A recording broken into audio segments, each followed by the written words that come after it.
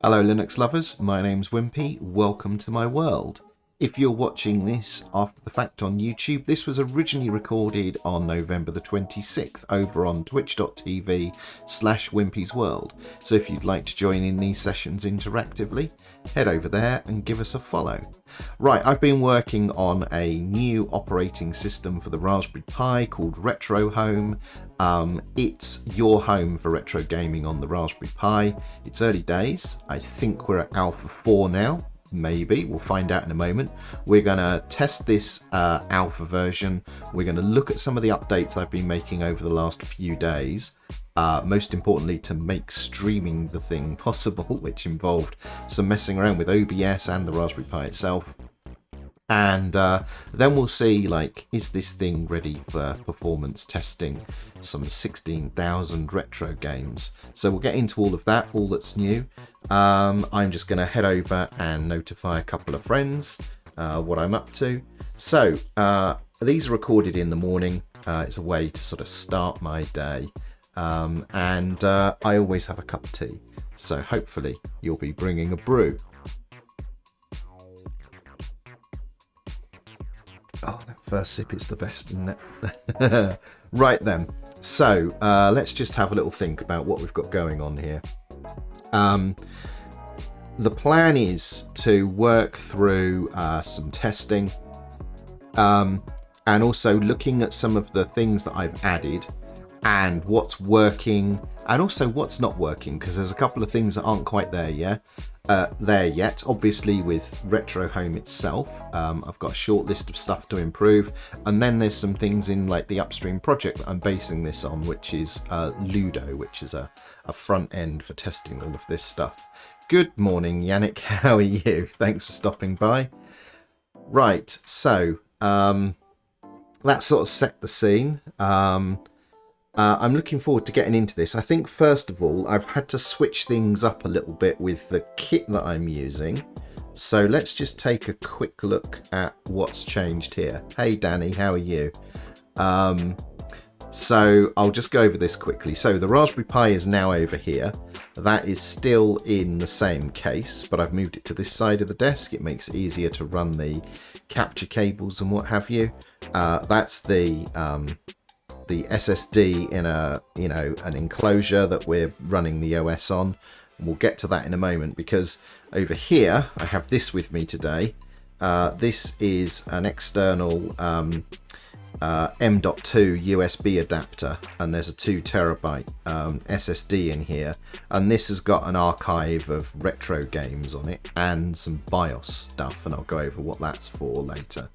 So those are the changes, and I've also had to switch out the capture card or the capture device because it turns out that I've got several.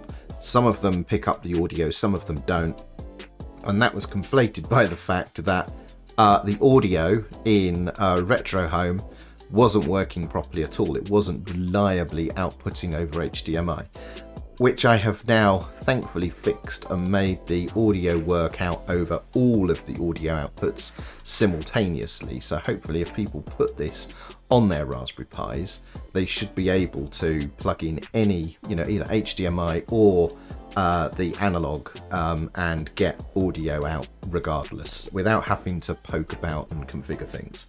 So a bit like some of my other projects recently, the idea is you can just plug all of this in and go. So anyway, that's the setup today. This controller is plugged into the Raspberry Pi. That all goes, around. And I've had to swap out my capture device. Curiously for a mega cheap one, which has some complications, but we'll get into that later. But purely on the capturing side of things. Well, hello, good morning, Popey, and you will see, thanks very much to the Atom developers, we're all back in business now. They've implemented a few of the features that Yannick and I were asking for, and aside from features, they've fixed a few things. But the most important feature that's in Atom now, there's a test button. So I have complete confidence before the stream goes live whether or not all of this stuff is glued together properly, and everyone goes mad. Hello Mark, hello, how are you? Right then. I'm going to have to do something about people clashing with the overrides. Right, so that's the setup. So let's just go and have a look at what I'm currently running. And this is echoing back, annoyingly.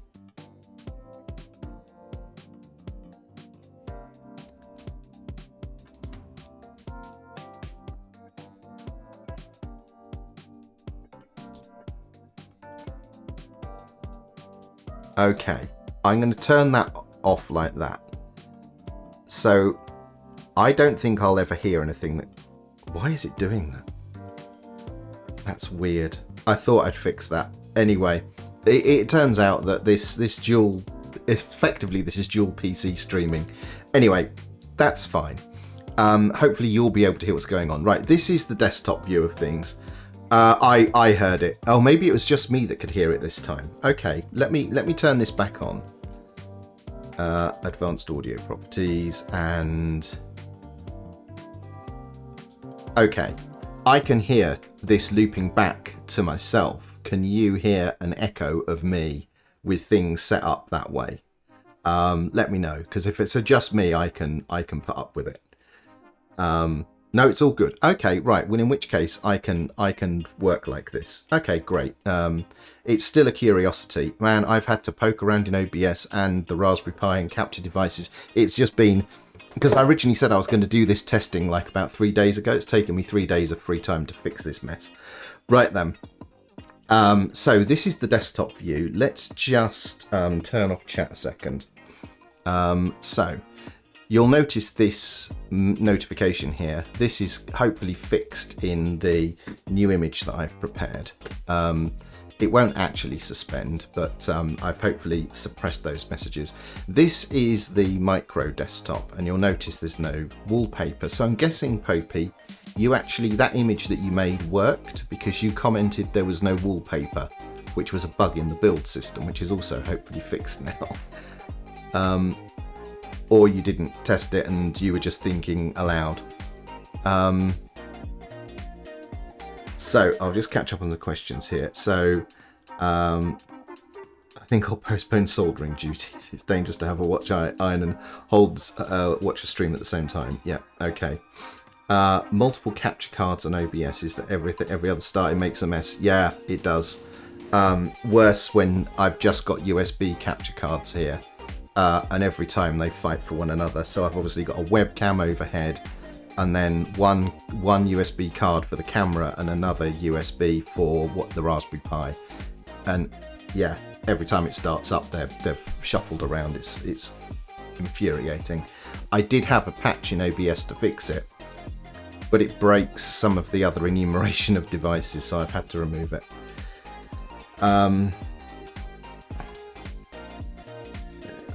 It's okay with PCI devices. It's only with USB camera devices and if you plug them in and out. So when I was switching from one to the other, it's a big mess. Anyway, so this is the desktop side of things. And what I'm going to do is just take a look at what we've got so far. I should probably bring the chat back up, otherwise this won't make any sense what I'm up to.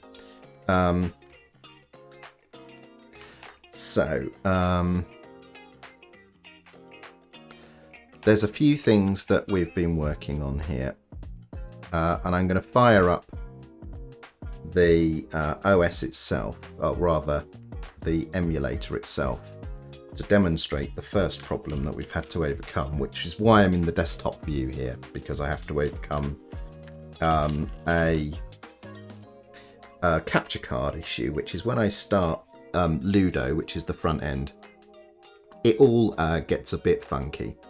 So we'll just let this load up. Good morning, Ali, welcome. Hey, Linux Paul. Iron Go-Go, is that? Hey, McPhail. Right then. So you'll have seen there that Ludo popped up in the background and it's done that. So this is an issue with this capture device I have, which has a single fixed resolution. And due to reasons, it freaks out. Now this doesn't happen when I connect all of this up to the telly or the various tellies I've tested on. So my solution is to do this. Over here I do a sleep for 5 seconds, and then we'll run X randa. Whoops. Let's just make this font a bit bigger so hopefully people can see what I'm doing. X randa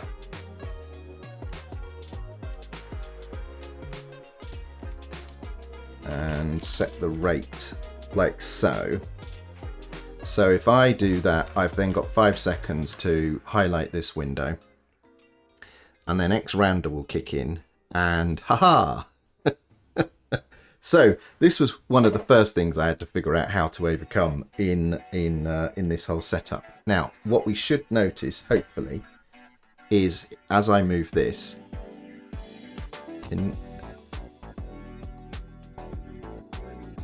oh, that capture audio isn't right. I don't think that's picking up the right device at all. Because I can't hear. I don't know if what you can hear, but can you hear this going tick tick tick as I go through the menus? I don't think it's doing that. So I'm just gonna see if I can double check the audio settings, because as Yannick says, it's probably all shuffled round. So let's go to the capture.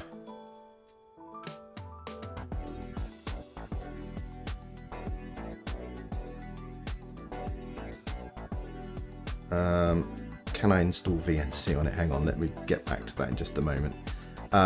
So let's turn that off. Okay, annoyingly, having tested the audio earlier, that now doesn't appear to be working properly. Bother. Well, that's frustrating. I think that's the capture device that's messing me about there, because this was definitely...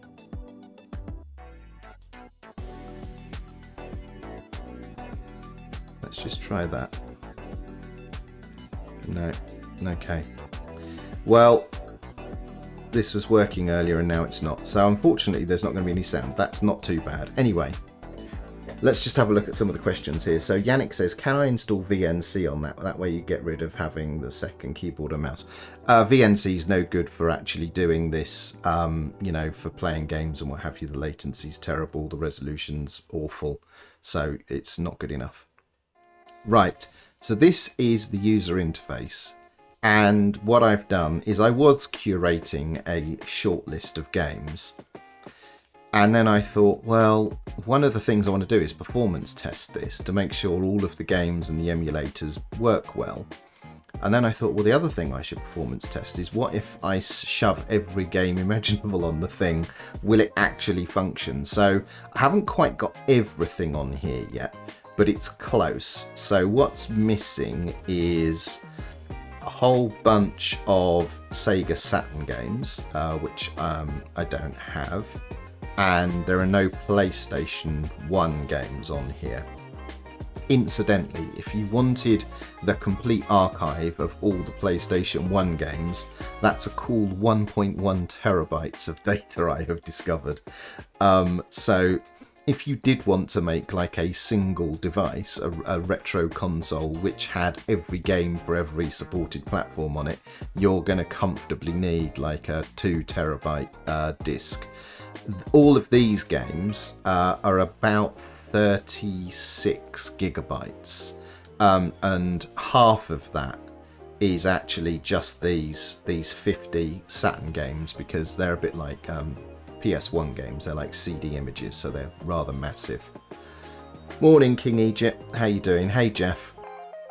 So this is what I've got, and that you'll notice that, for example, Sega Saturn is here, which technically is supported by Ludo, but they don't ship us the libretro core for the Saturn. And similarly, along here somewhere, there's Nintendo 64, and they also don't ship the core for the Nintendo 64. So the first thing we're going to go and do is look at something I worked on earlier in the week. So let's go here. So if we head over to Launchpad, and this is something I'm getting to the point now where I need to introduce myself properly to the Ludo team. Hello, Will. How the devil are you? Add support for S3 on the back end. Download just the ISO you need. Yeah. So, are you talking about all of those all those PS1 games? Yeah. Yes, there are ways to get hold of them, which I'm considering doing only because of the scale of things. So, I have created a PPA called Retro Home. Do not use this PPA. This is absolute jank, but it was something that I needed to put together. So I found somebody who had built a relatively up-to-date version of RetroArch and some of the cores for Focal. So I copied in their packages from their PPA. Then I copied in the RetroArch package from the RetroArch PPA. So I've now got like a place where I can build new cores. Then this Sega Saturn core here is from the RetroArch PPA, but they had it fixed to only build for AMD 64. So I've modified that to get ARM and ARM8F builds out. And actually, if I manually extract what this builds and put it into Retro Home, it enables Saturn support. And then the other thing I've done here is, did I copy this? No, this was all fine. I need to rebuild this one, but anyway, this has an ARM8F core, and this is the core that is responsible for the Nintendo 64. So those I've manually added to this setup over here. So it's not all sunshine and roses, however, though. So if we go in here and we try and run one of these games, you will see behind me there are error messages appearing. If I can just zap that. Anyway, it failed to load, and there is in fact an upstream bug in Ludo where they're working on enabling the libretro cores that use OpenGL, which the N64 core does. So all I've done is enable as much of this that's possible. I'm going to see if I can help with the upstream Ludo project in order to enable this, because I think Nintendo 64 games would be pretty cool to get going. And similarly, if we go and look at the Saturn side of things, let's go and find that one will do. So actually, I've also, one of the other things that took me some time to do is I went through and built in OBS scale settings for all of the consoles. So if I try and load that game, there we go, and then go to Saturn, there we go. So this is the Sega Saturn emulation. Now what's actually happening here is this is all being rendered in software. So that's no good. It's not playable. Because I think, again, looking into some of this, I think this core can use OpenGL, but because that's not enabled in the Ludo side of things, it falls back to software rendering. So it works in air quotes, but not playable. So at the moment, of the supported platforms, the Sega Saturn is just not fast enough to play, and the N64 stuff doesn't work at all at the moment because of this upstream bug. So that's like what doesn't work. But the good news is all of this other stuff does seem to work. So I'm not going to get into playing games for ages. I will just go and pick one of my favorites. So let's pick up as you can see, oh, the other thing I still need to figure out is there's some firmware and BIOS related issues, and I'll get to that in just a moment. I've figured out some of it, but I haven't figured out all of it yet. Don't pick a Sony one. Oh, right, okay. Are they judicious, are they? All right, then, let's pick a classic. And then I've got an arcade vertical aspect for that. There we go. So I can put in coins. I'm using just the controller for this. I can get playing, and this is actually not running at the right speed at all. So what's going on here? Why have I got these problems that I didn't have previous? How frustrating is that? So this is way slow. I'm just going to go and check something. Let's just pause that. Switch this to this view. And I'm on the wrong mouse here. There we go. The keyboard rather. Let's try this again. Why did that mess me about?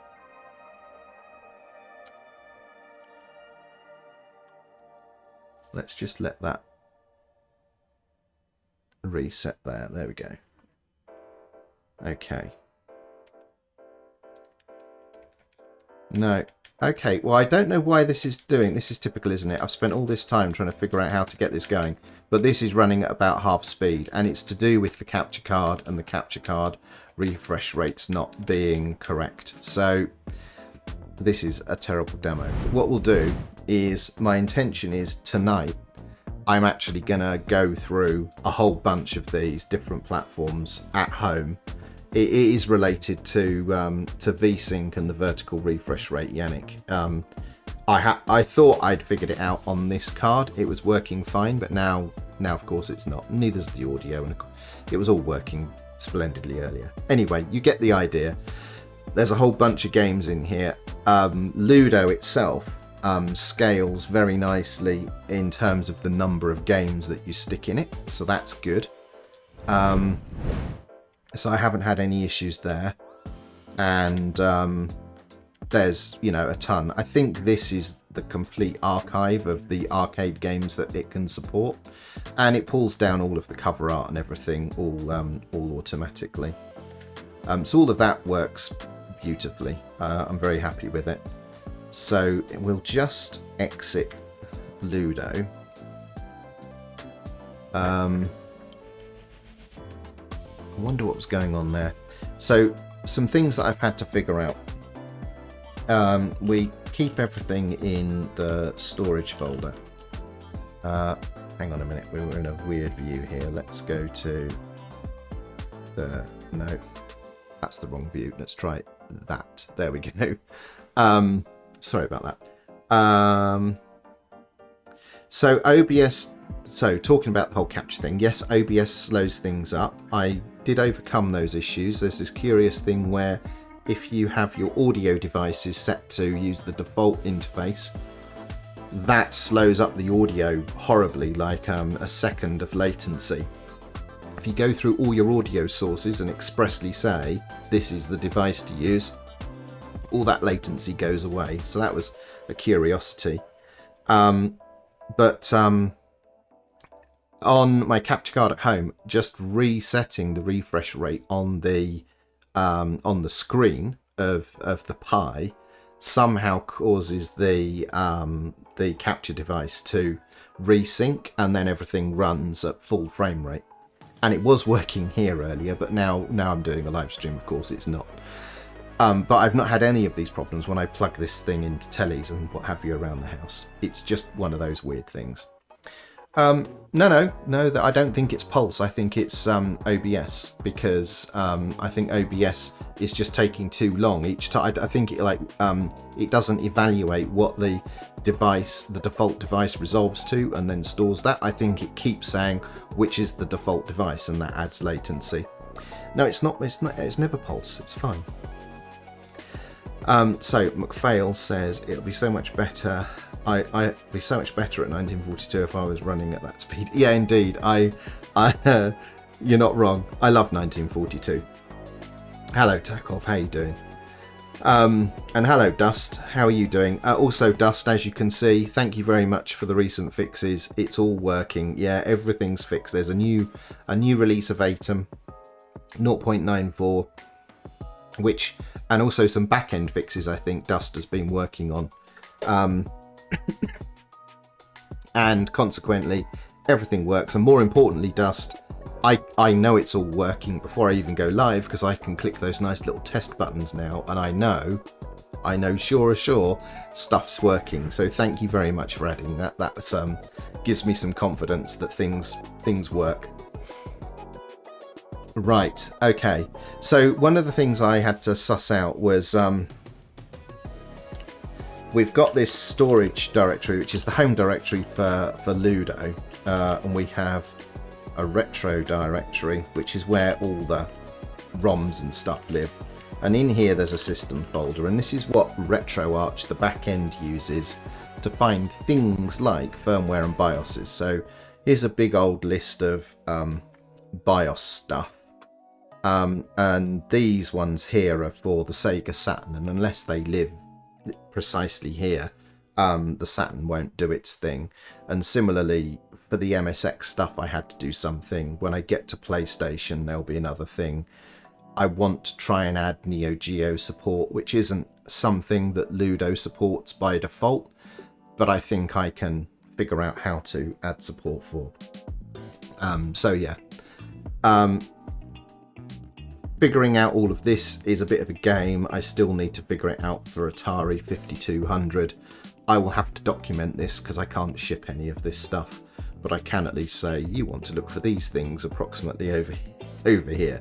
But archive.org is where to go for all of this stuff. If you're not in the know, that's where you'll find everything.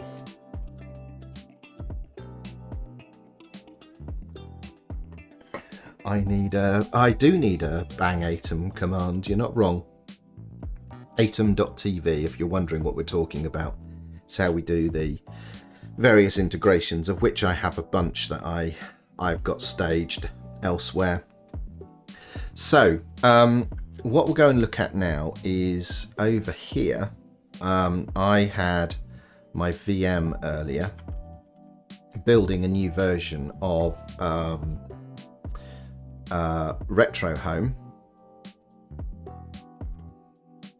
So I thought we'd stick that on the drive here, and then using this we'll then populate it with some of the ROMs and what have you, so that we can see if it all works, because I've completely refactored the way the image is built, and among other things fixed the missing wallpaper that Popey noticed the other day. So Paddy says, listening to the latest Late Night Linux episode, you make me cringe. I love those guys. Oh, close your ears, Will. Will's in the chat, Paddy. But they spoke about Stadia as people who have obviously never tried it. I use Stadia. I think of the cloud streaming services, it is by far the best. It's really very good in my opinion. Although I am keen to try, is it Xbox Pass, Xbox Cloud or something, whatever the Xbox Live thing is these days. Apparently that works in Chromium based browsers. And I want to have a go at that because it's got Forza in it and I really want to play that. And I don't care how I get access to some of these games. So yeah, McPhail, I think it was you that put me on to this idea as this was a way to get access to some some games from Linux. Yeah, you said it was good. I think you were playing Forza on it. I think that's what caught my attention. So yeah, I'm going to try that out, and I have got a 3-month pass through something or other. I forget what it was, so I'm going to give it a try, probably over like the holiday period. You can subscribe for £1. I don't need to. I got a 3-month freebie, so I'm going to try it out that way. But I am thinking of knocking GeForce Now on the head, which we use via the NVIDIA Shield, but I say we haven't used it in absolutely blooming ages, so I think that one not so good. It's retro home, does it have a dark theme? Yes, it does.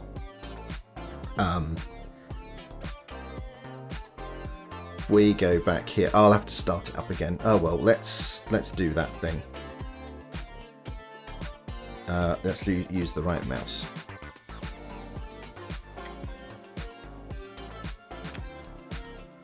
So let's start it.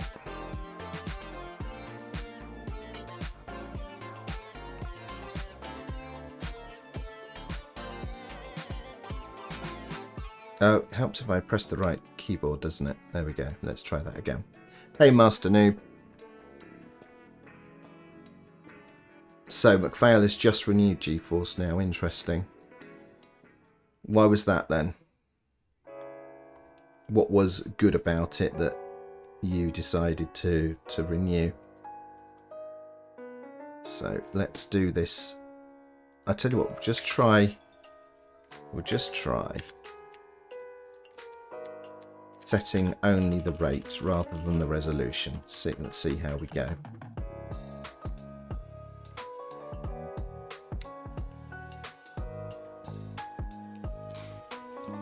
So we'll just wait for that to kick in, see if that actually pokes the resolution as well, or no, it looks like on this card I do need to poke the resolution and the,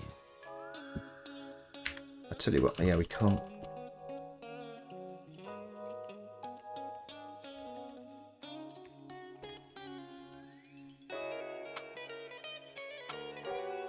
There we go. Let's just do that.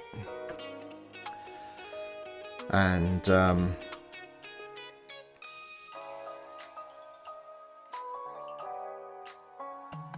not working at all now, is it? God dear me. I tell you what, I'm in the market for a better. I'm in the market for a better. Oh, I did the wrong command. Dust spotted it. Let's try that again, shall we? There we go. There we go. So, yes, does it have a dark theme? In here, dark mode on. There we go. How's that?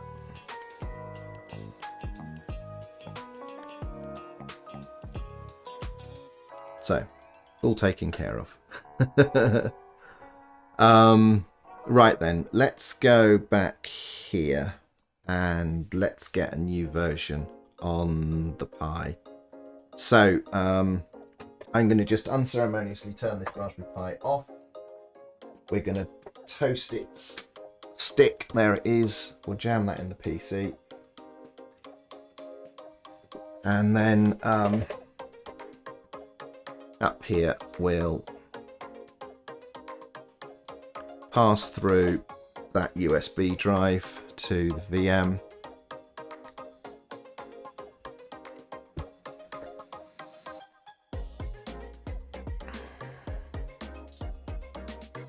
I should have an Alpha 4 image, which I haven't tested, so this is the first time we're testing this.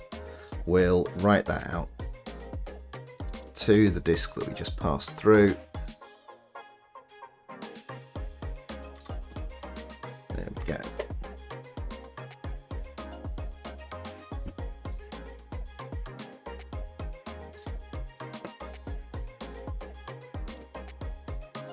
Lots of talk about cloud gaming. I could probably do some streaming with that because, you know, I like the cloud streaming services. So I have to say it's how I got access to a bunch of games that I otherwise wouldn't have been able to play. Right then, that's that done. Let's pull that out of here. So we just go to the overhead view. We'll stick that back in here. Oh, no we won't. Actually, that's a complete lie. Let's put that back in the PC. What we'll do now is we'll plug this in to the other USB port, which has got the archive of stuff on it. There we go. Has RGB. It goes faster because of the RGB, you know. Right. let's hang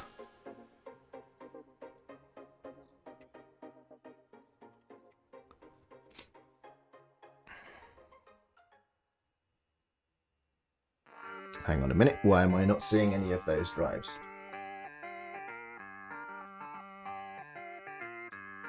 That's a weird USB port fit there.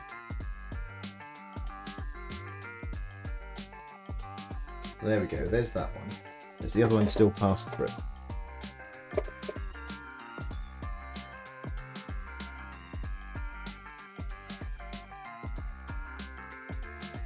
Yes, let's unpass that through.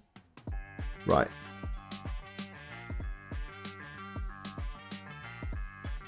So this is got the ROMs and the system directory on it. And then this is the new drive that we flashed. And then we've got here the system directory and the ROMs. So what we'll do is fire up a terminal. And we'll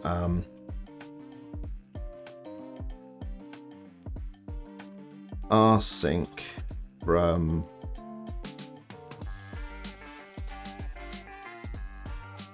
media Martin, I think it's that one. Both of those directories are fine, so let's just do them one at a time. And that's going to go to media Martin writable storage retro system. So this is going to copy over all of that firmware and BIOS stuff. This shouldn't take too long. It's 100 and something megabytes. And then we'll do the same with the ROMs, which is for all the platforms. And this will take some moments, but what's worth pointing out here is this is going to take a couple of minutes maybe. Oh, hello. No. Oh. Of course, I need to actually boot the thing to expand the file system, don't I? What a mistake. Oh, well, I tell you what, that's fine. There's something on it. That'll do. That'll do. It doesn't need to be a fully populated thing at the moment. That'll do just fine. So we'll boot that and hope. Let's just remove a couple of things so that hopefully it can boot. Let's go in here to ROMs. I imagine it started here, so how far did it get? Not very far. Let's delete everything from E and D.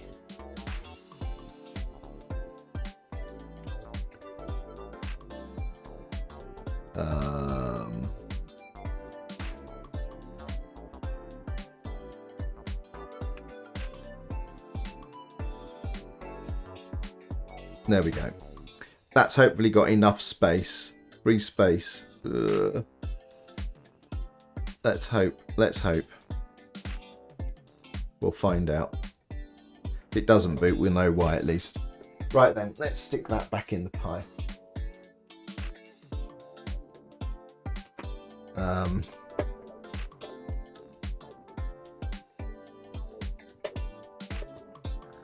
That's obviously not, that's a static image from when I unceremoniously turned the thing off a moment ago. So let's turn the power on and see what happens.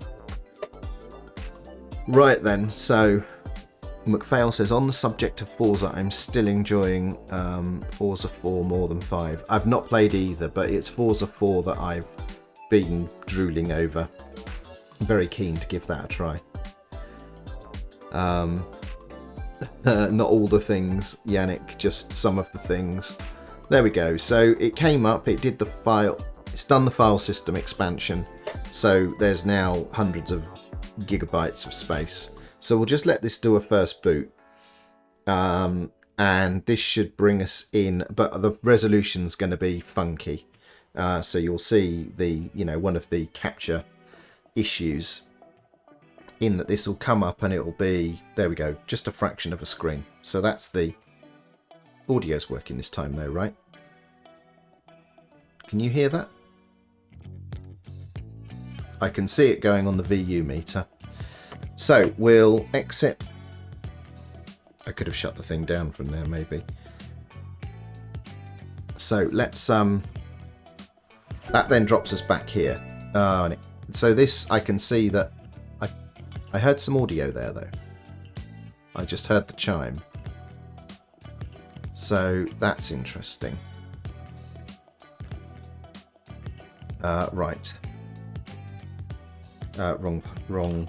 Wrong thing. The password is now retro, by the way. So I've changed the password on this. It's no longer test. So this comes into the desktop, and something's still busted in my build because the correct wallpaper isn't there. So I still need to fix that apparently. Anyway, what we'll do is we'll go and copy some more. Actually, should we copy some more? No, we won't. Let's just start this up in here. Oh, hello. Tackle. That caught me out for a moment there. I wondered what that was.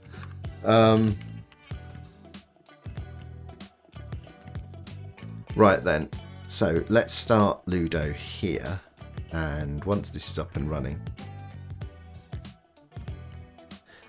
No, it's I have got the G schema in place to look for my own wallpaper. I think maybe in my build system it fails to create the wallpaper. So there's not just an image, it actually takes some assets and merges them together, and I think that bit fails, and consequently there is no wallpaper. In fact, we could go and look. Let's just look here. If we go to the new tab, let's do this.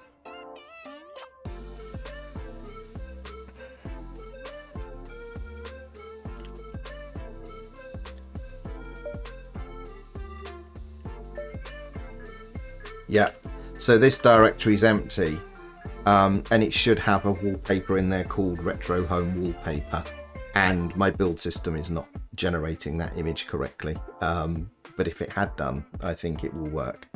So I just need to go and look at that. So what we'll do now is we'll do our little trick where we sleep for 5 seconds, and then we'll change the resolution and set the refresh rate.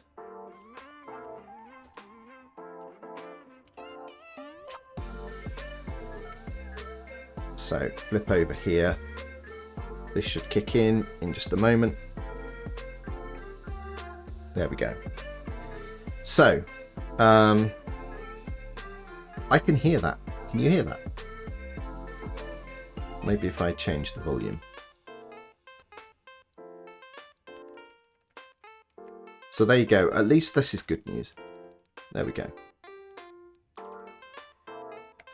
So on the fresh installed system, the audio's working. So that's an improvement. I'll take no background over working audio by default. That was a hard-won battle, that was. So yeah, I'll take that. So what's this now? Mark's talking about the licensing of games. Right then, let's hit add and see what this will find. So we will say scan this directory. Probably won't find many because what do we have, like up to C on the arcade games? So I don't know, maybe that'll be like 100 maybe. It's got the important ones in there though. I've seen all the 1940 series go by, and Bomb Jack 254. Well, that's not too shabby. Let's go and see what it found then. So there'll be no artwork because this thing isn't connected to the internet, so consequently it won't pull it down. But what Ludo will do is when it does have an active connection, it will pull down. So I can hear game audio.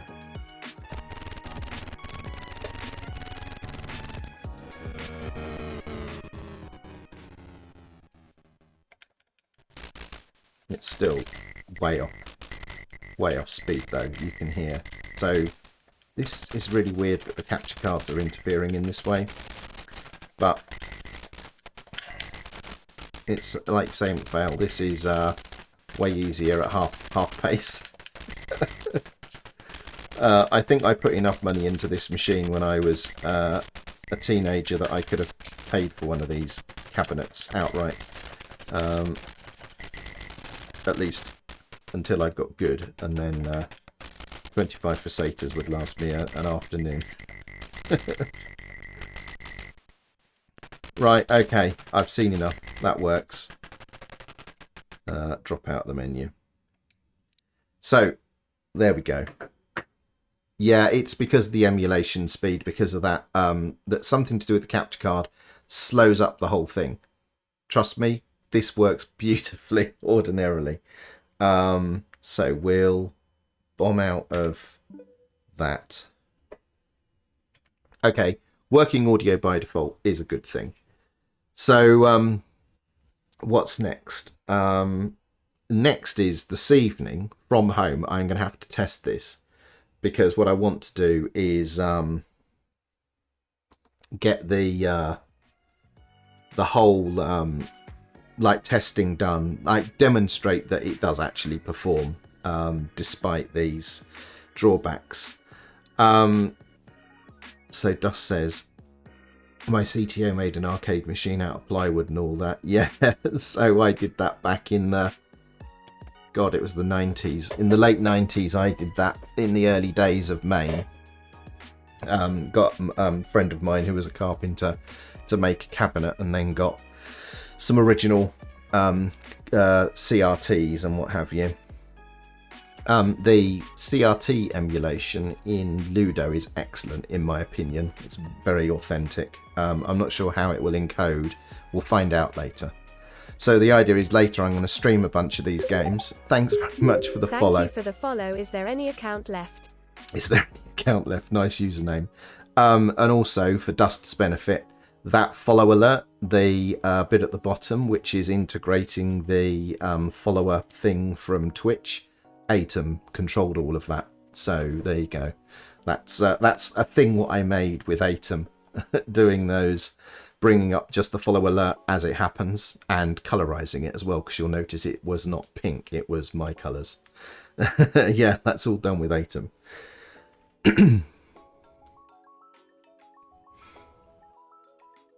So we'll be going round to Wimpy's house this evening to test these. Yeah, I'm going to be streaming it.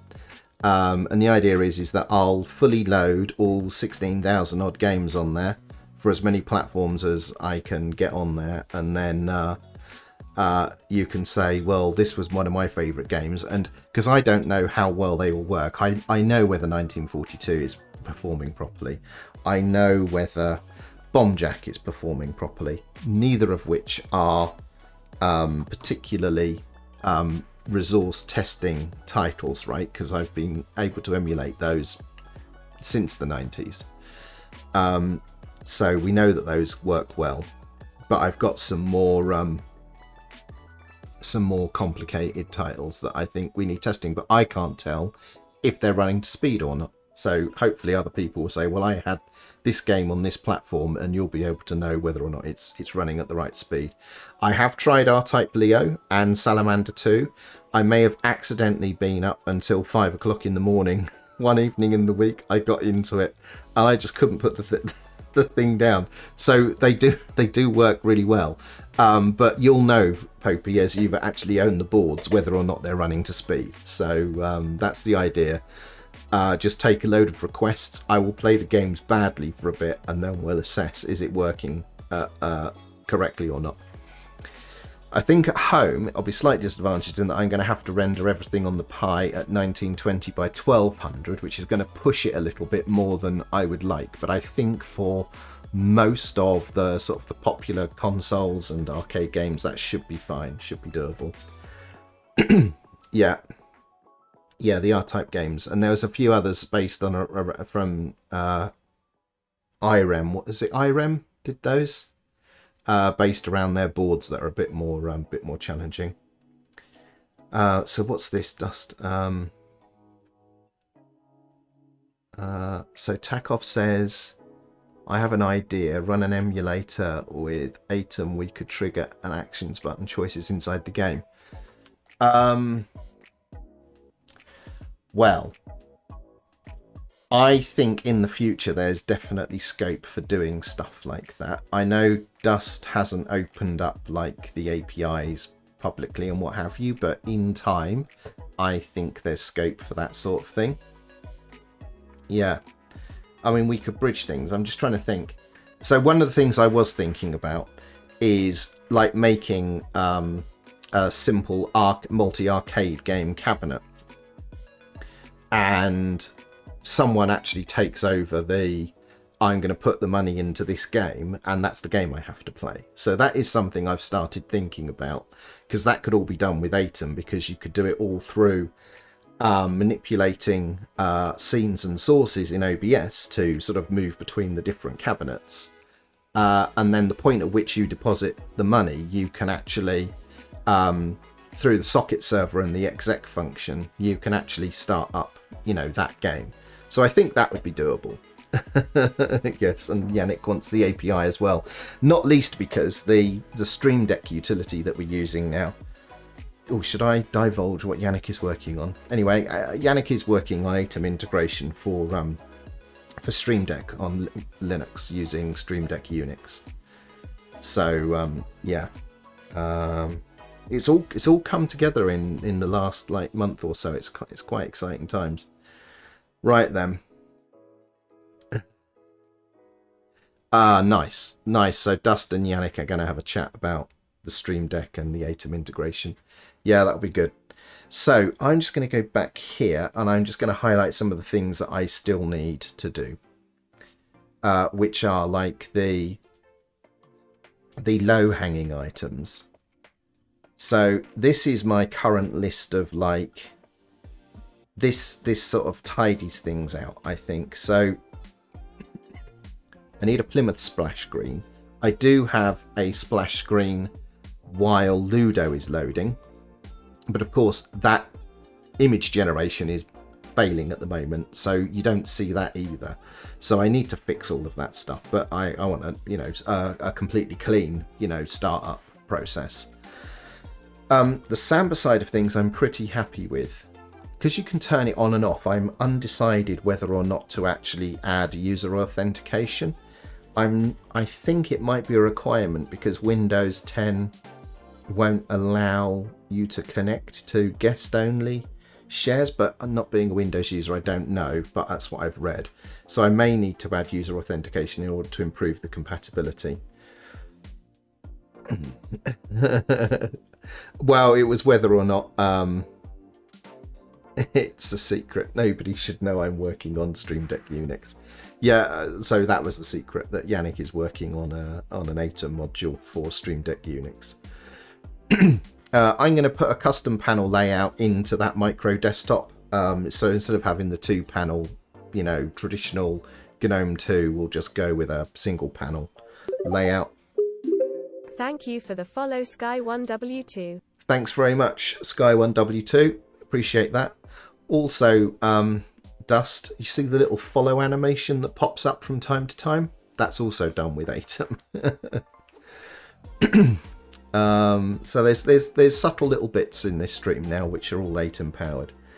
I'm seriously thinking about adding the Vivaldi browser into that micro OS, because I feel like that a decent browser is required, and it turns out there are no good choices on ARM other than Vivaldi.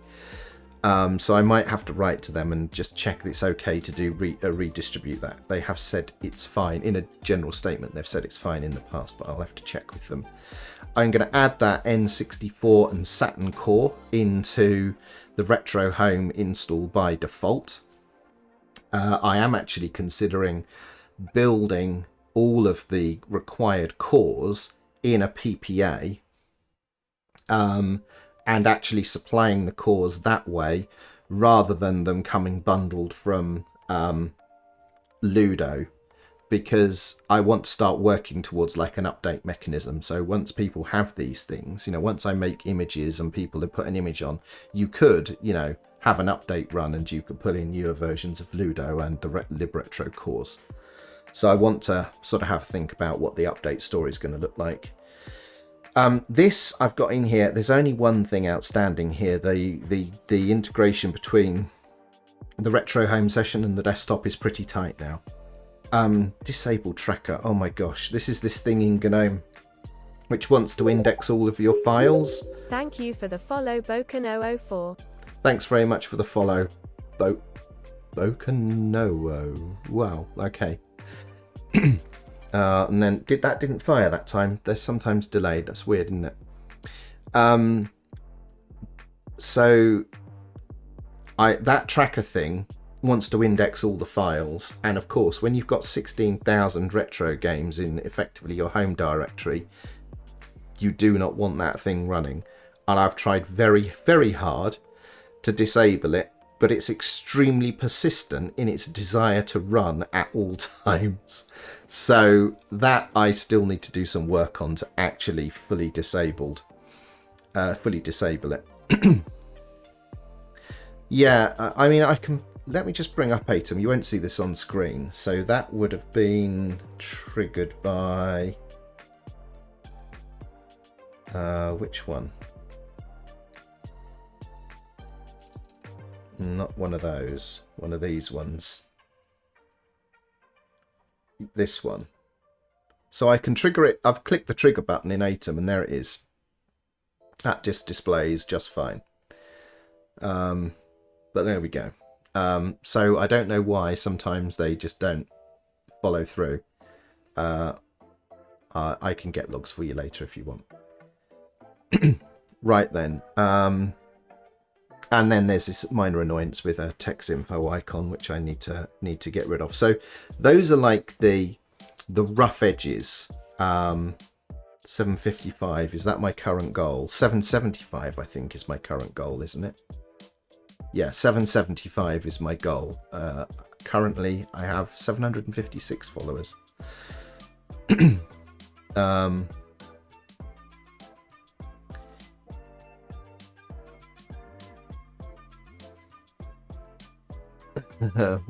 Oh, I see. Sorry. Oh, I should totally do that. Yes, I'm slow on the uptake. I get it. Hang on a moment. Hang on a moment, people. Let's do a joke. Yes, you're all too good at this. Right then, let's do this. Right.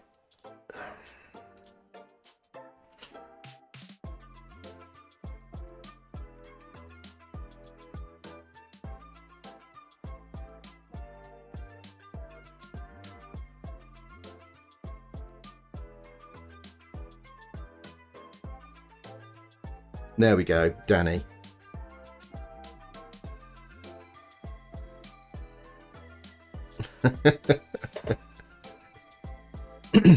And let's just bring up Atom again, and then we can run that.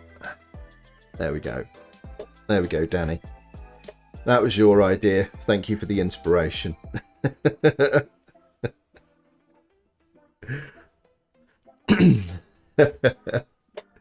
Right then. Brilliant. I shall now be sad when we get to 777 followers. Right. So these are like the details of like completing the look and feel of Retro Home. I think despite issues with capture devices, functionally it's there. We'd be wide open. 777 followers. Yes, indeed. Very good. And then once those bits are done, then we'll move on to stuff like this. So my new one of these turned up today. So I broke the last one because I dropped it on the floor. So this is the game hat. And I'm also, Yannick, I may have to call in a favour. I may need something 3D printing. Also, Yannick, I don't know if you heard this the other day because you were on mute. I was sorting out my room at home and I found an unlabeled box and wondered what the heck it was. Turns out it's that microphone I said I would send you that I completely forgot to send you. So I have a box at home that I need to stick in the mail to you. I haven't forgotten, well, I had forgotten, but it's back on my to-do list. So this I want to build, and there's an STL for making an ergonomic friendly enclosure, because this is this is my broken one, and as you can see, you don't want to be holding this. It's hideous, but somebody's made a nice 3D printed enclosure for it, and I thought this would be a nice device to put the Game Gear and Atari Lynx games on. What else was there? There was one other handheld that I thought would go on here quite well. Neo Geo Pocket. So you could put those handheld games on like this, but you can't play on this. I mean, it's got rough edges and everything. It's pretty hideous. But maybe you could 3D print me the thing. I'll dig out the STL for it. But this requires a whole bunch of enablement because this is a hat.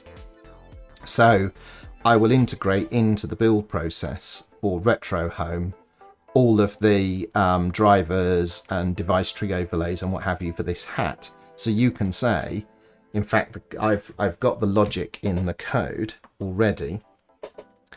One of the things I did the other day was, in fact, here it is. Here in the usage, I've added placeholders for all of the devices that I intend to support. So at the moment, I'm just working on the generic Raspberry Pi stuff. But here you can see I've got a device called Game Hat, which will be for this thing. And then I have one of these.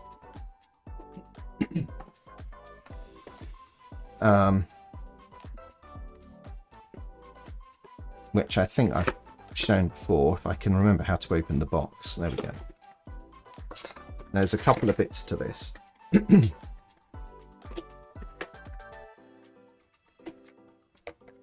This is the device. So this is the GPI case. Now, it comes with this, what looks like a cartridge, and that has a Raspberry Pi Zero in it, an original Raspberry Pi Zero. So I need to do a couple of things. The first is I can't run Retro Home on the original Raspberry Pi Zero because it's ARM v6, but the Pi Zero 2 is ARM 8, so, and pin compatible, so I can get an Pi Zero 2, and that can go on this, and then that could power this device as one thing to do. But then I also have this, which is a community made aftermarket module for this, and it goes in like so, and you can see it's a bit bigger, and there are stickers and what have you. I haven't put it on yet, but you probably, I don't know if you can see, but this has a compute module 3 compute module 3 Lite in it.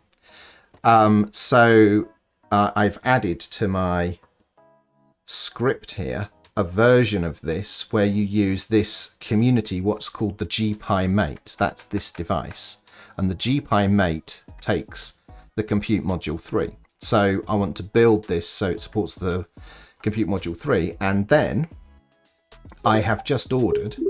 Thank you for the follow, Jelly Chew. Hey, thanks Jelly Chew. Thanks very much for the follow. Welcome. I have just ordered a GPI Mate Plus, which looks like this one. Which looks like this one, but you put in it a compute module 4, which I have here.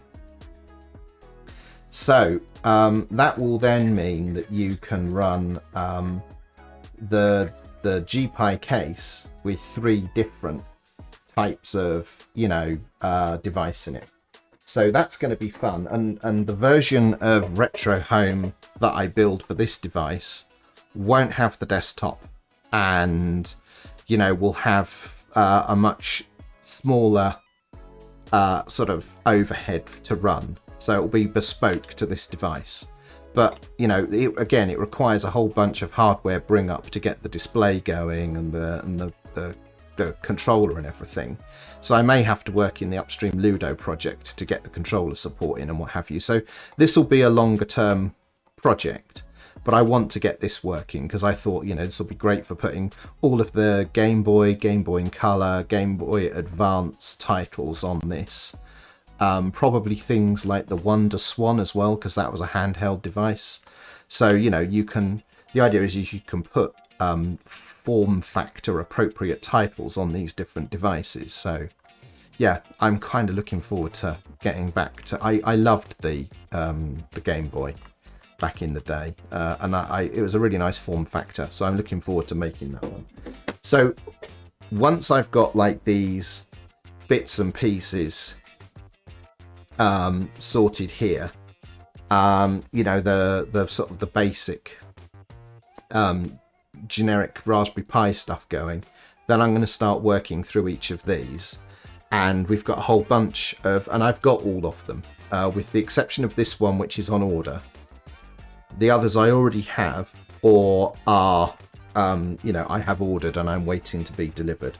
So I will try and do, I don't know, one a week, something like that, and alternate between doing a week of Raspberry Pi hacking on a new device and then flip back to like QuickEmu and Ubuntu Mate for a week, and sort of flip-flop between bringing up a new console on this, making an image, publishing an image, that sort of thing. So that's sort of, how I see this evolving over time. So Vosk, Takeoff, have a look at the Vosk API. What's this relating to? Oh, for voice, okay. Can I get a Pi 02? Chance would be a fine thing. Yeah, right, so King Egypt, let me just look, because I noticed yesterday, let's just have a quick look now. Type on the right keyboard, Martin. I had a look yesterday and I get the impression that there's a new batch of Raspberry Pi 2s coming very soon. Yeah, they're not out yet, but my understanding is... Oh, maybe they already landed and sold. Yeah, anyway, I regret not getting on board with the Raspberry Pi 2.0 sooner, because I now need two of them and I don't have any. And yeah, the Raspberry Pi Zero is fine. I've got some of those, but I can't run any Ubuntu on those. So any projects for those have to use Raspberry Pi OS. Yeah. I've got a Pi 400 as well. Oh, and I've also ordered a new case for something for Popey. One of these is going to be for Popey. I don't know if he's still here, if he knows that yet, but yeah, I'm going to make one of these for Popey. So it's Neldev says my accent is interesting. Well, thank you. It's an English accent. There's nothing out of the ordinary. Yeah, Popey, you're going to get one of these. But what isn't on this list is the other two that I want to work on. So outside of what Ludo can do, I want to add 3 more in here. One for maybe more than 3, but these are the 3 that I want to do. Commodore 64, ZX Spectrum, and Amstrad CPC. And the idea is that instead of using Ludo for those, they boot directly to BASIC, and you can basically choose like whether you want Commodore 64 or a VIC-20 or a Spectrum 48K or a 128 Plus, and it will just boot right into the thing just like those devices did, so that you can have like a as close to authentic experience. So no X, just frame buffer, bring the thing up as fast as possible, so as quickly as you can turn the thing on, try and get it to a blinking basic cursor for those sort of 8-bit computers. So they're not in this list yet, but that's something I want to add to this. just for fun. Well, because I loved those 8-bit computers, and Ludo can do them with cores, but it's not the same experience. I want that boot to basic experience. You should flip your webcam. What? This one? Is that what we're talking about? I need to learn about the frame buffer stuff. No, not this one. Okay. Oh, because of my shirt. Yeah. This because I do this thing where in this view, when I'm at home, I will fix this for here. So when I'm at home, I flip it like this because I sort of face that way at home to look at the second screen. So it looks like I'm looking at my code editor, which is why I flip it like this. But in this office, I don't need to do it. So actually, it's one of the things I'll add to my Atom scripts. One of the things Atom does is automatically jiggle sources. Look, I'll show you what I mean. This is going to look a bit weird.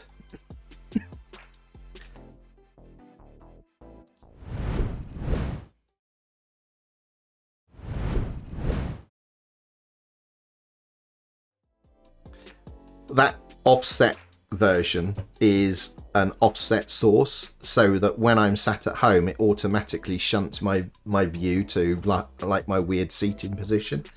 And when I bring up Atom does a bunch of stuff. It knows where I am, it knows which location I'm in, and automatically turns on a bunch of sources and filters depending on where I am to change the crops and positions of the thing. So I've got one OBS configuration that adapts to where I'm streaming from, which is pretty nifty. So there's a whole bunch of stuff I'm doing with Atom that you would never know is Atom, because it's not like channel points or stuff like that. Welcome to the stream, Cobalt Shepherd. Thanks for stopping by. So the frame buffer stuff's easy, Yannick. Yeah, so we've talked about my shirt and what have you. Solution, move screens around. Yeah, so yeah. I'll never go back home. I'm definitely going back home. Definitely going to be streaming from there later. I was seriously tempted. My daughter and I are well, for me, I'm replaying The Secret of Monkey Island. Obviously, the first time she's played it, I was a little bit alarmed to calculate that it was nearly 30 years since I last played that game, which is horrifying. But we're having great fun doing that, and I was like, we're 4 hours in, and we've only done like 20% of the game, I think. So yeah, there's a lot of replay value there. Yeah, ahoy there, fancy pants, indeed. So we're just at the point where have we completed the 3 trials? We've beaten the Swordmaster. We haven't found the treasure yet.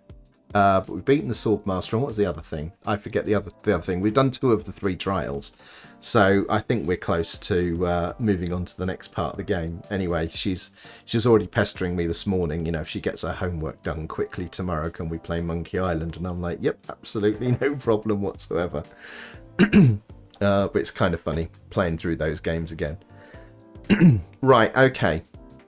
So yeah, I want to get onto some hardware side of this. But it does require a little bit of discipline for me to get through the chore of getting all of the software bits all lined up, which is close now. So yeah, I think over the weekend maybe I'll get the rest of it done, and then later tonight we'll actually test the thing and make sure that Steal the Idol. Yes, we've done that. Yeah, we've done the idol thing. That was the governor's house. Yeah, my daughter was absolutely doubled over laughing at that little sort of on-rail sequence that you have to go through there. It's brilliant. Absolutely brilliant. I'm glad that game still holds appeal to new players today as it did for me, 30 years ago. It's brilliant. And Grim Fandango, I have that as well. I've got the remastered versions of all of these, so yeah, we've just started playing Monkey Island, but I'm hoping we get to she seems very intrigued by it. In fact, she started making her own point and click adventure in Scratch, sort of inspired by this. So I feel like, you know, we're going to be spending many weekends ahead playing through some of these old classic games. Right, okay, so I think I'm done. I'm going to be streaming tonight, UK time.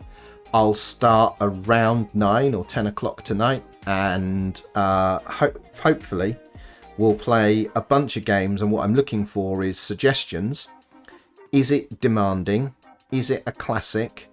And people that know how well those games work and can tell me if Retro Home is delivering on the performance front.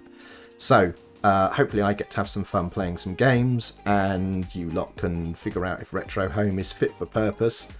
And if that's successful, then I'll spit out an image and put it somewhere so that people can download it.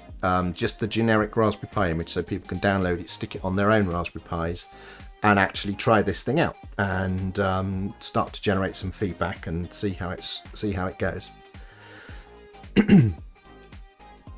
Right then, McPhail says The Forgotten City. I've never played that, so okay. I'll have to look that one up. But we've got plenty of the LucasArts ones to get through. Right, shall we see if anyone's doing anything interesting today? What do we reckon? Who's doing stuff? Now this. Okay. I've seen. Let's. Okay.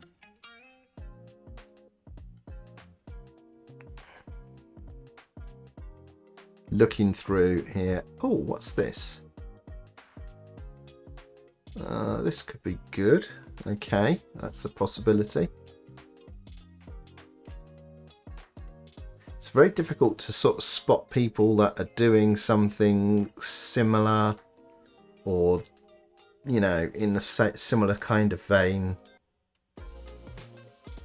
Loads of people making bots, and obviously loads of people doing game dev, unsurprisingly. This category has got quite big. I mean, there's never a huge amount of people viewing this category, but it's got a lot of followers quite quickly. Right, okay, we'll try this one out, because I've seen this person streaming on several occasions, but I've never actually watched. So let's do this. Okay. Wrong keyboard again. I need to improve this setup in that regard. Right then, we're going to go and stop by Pirate Software in just a moment.